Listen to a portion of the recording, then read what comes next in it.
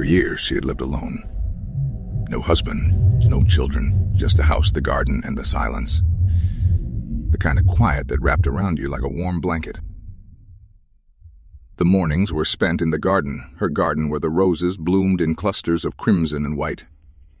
She hummed to herself as she trimmed. Water splashing softly onto the earth, the sunlight falling just right between the leaves. And she liked it that way. But lately things hadn't felt quite right. At first it was just small things. A chair that wasn't quite where she'd left it. A picture frame that seemed to have shifted a few inches. And then the laughter.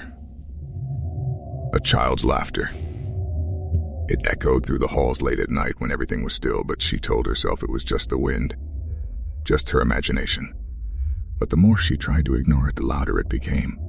One night, the laughter was joined by footsteps. Little feet, light and quick, walking across the old floorboards upstairs. But she had no children. There was only the house and her. Then came the voices. A man and a woman arguing in a distant room. We should leave. We can't just go. We've spent everything on this house. She pressed her hands to her ears, trying to drown out the sounds that rattled the walls. It wasn't real. It couldn't be real. But the noises only grew louder. One night, after the arguing had become too much to bear, she screamed, "Leave me alone." I just went still. For the first time in weeks, the eerie noises stopped. She slept soundly, thinking she had finally rid herself of whatever haunted the house. Until the next morning, and she stepped outside and saw them. A family, a man, a woman, and a child stood on the front lawn, staring at the house.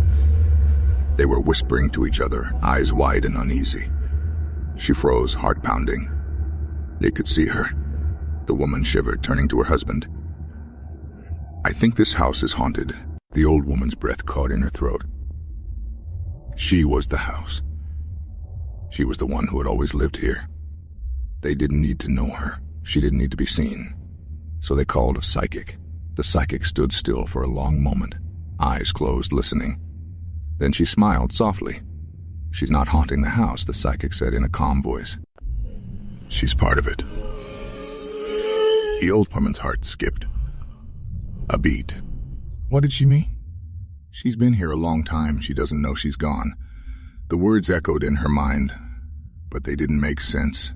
She was here. She'd always been here. Hadn't she? The psychic turned toward the garden, toward the roses that she had tended for so long.